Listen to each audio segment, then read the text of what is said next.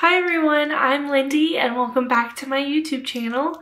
Today I'm going to be showing you guys how to make your very own DIY freestanding pegboard displays for your next pop-up market. These displays split in the middle so they are easy to transport. Watch to the end to see all of my tips and tricks and how much I spent on this project.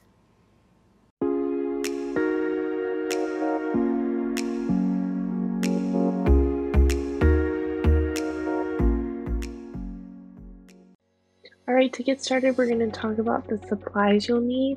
First, you'll need 4 plywood boards. I used maple at a 3/4 inch thickness.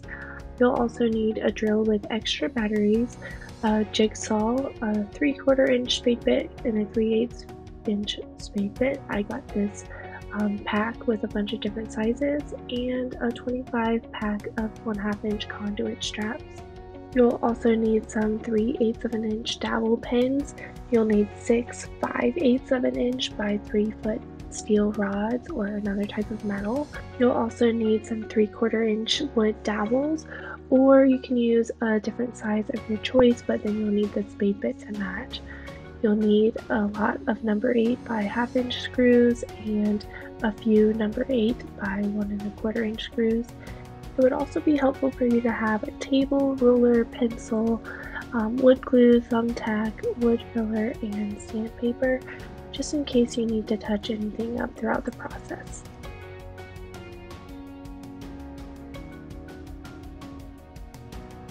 The first thing you need to do is get the actual plywood. I got mine at Home Depot and I got them to cut it for me in the store. I got them to cut 3 boards into 3-foot squares, so you'll get 2 per board, and cut the last board into 2-foot squares, and that will give you 8 pieces. You'll want to save the leftover wood for future projects. Then you're going to take your 3-foot boards and mark where you want the holes to be.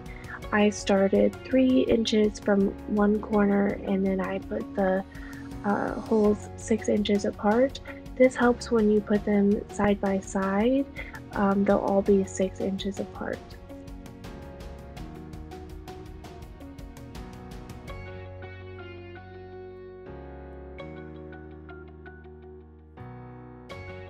Once you finish marking all the holes, you can go ahead and start drilling them.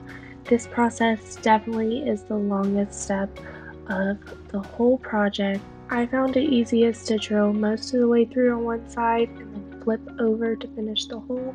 When you finish, you should have 3 boards for the top with 36 holes and 3 for the bottom with 18.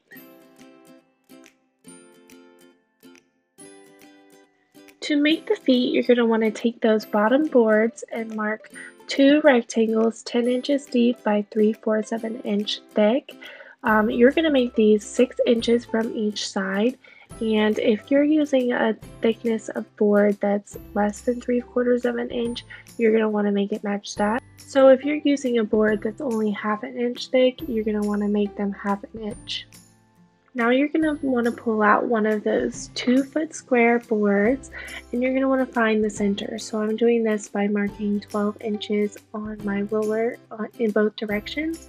Then you're going to take your thumbtack, push it straight into the center, and have an 11-inch string tied to a pencil, and you're going to use this to make the curve of the feet. So you can see it goes a little over the edge.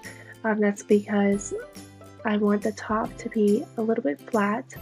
And then you're going to find the center again and mark 8-inch long by 3/4 inch rectangle in the center. This is going to be where we sit the bottom pieces of the pegboards into the feet. So with the 10 inches from the base of the pegboards and the 8 inches from the feet, they will sit 18 inches deep. From there, you can go ahead and start cutting out the rectangles on the feet and the bottom parts of the pegboards with your jigsaw.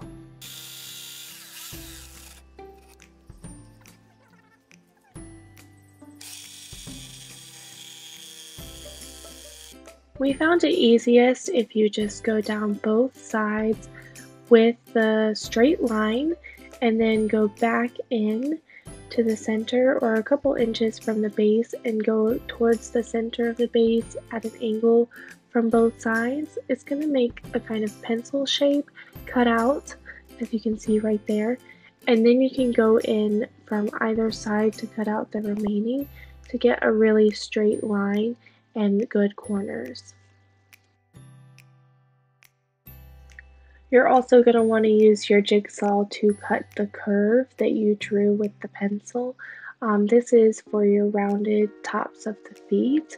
Neither of us had ever used a jigsaw before, and I know there's other tools out there that can get a more even and consistent curve, but I found this to be pretty easy and definitely satisfactory to make them all with the jigsaw and not need to buy any extra tools.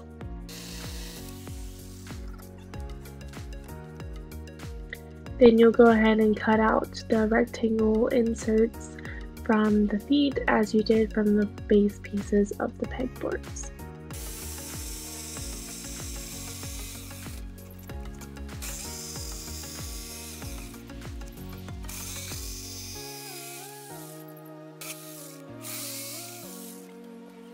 Now is a good time to check that those base pieces of the pegboards actually fit into the feet.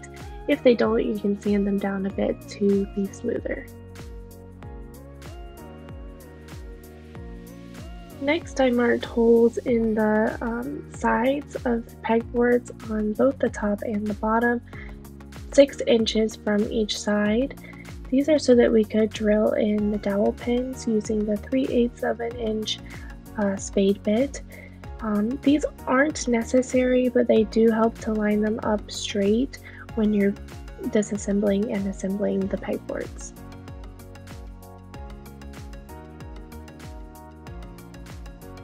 For this step, you're going to want to place the top and bottom pieces of each pegboard together with your dowel pins inserted and lay down the rods with the conduit straps over them to mark where the holes are going to be.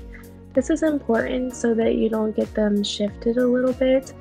And after drilling the holes, we ended up screwing the screws in with the rod in place just to make sure that it would fit in afterwards. We also added a scrap piece of wood at the base of each rod to stop the rods from falling through when the pegboards are assembled. For this, we used the longer number 8 screws.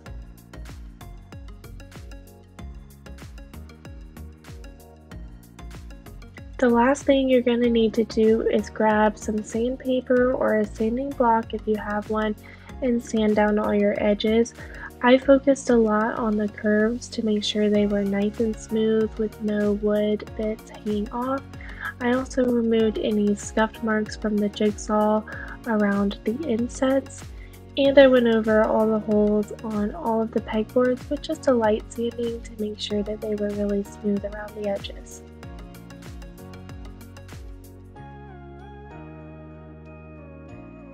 Here's what the final product looks like from the back. As you can see, the metal rods keep it nice and secure. The final standing dimensions are 6 foot 6 inches high by 3 feet wide per board for a total of 108 inches wide when they're all three standing together. As you can see here, they're very secure with very little wobble, especially for the height. And I also found it helpful to label the corner of each one on the back to make sure I'm putting the same pieces together every single time so they fit really well. And here's the final display. I used some of the extra wood to make a shelf with the jigsaw, and I got the pegs pre-cut on Amazon.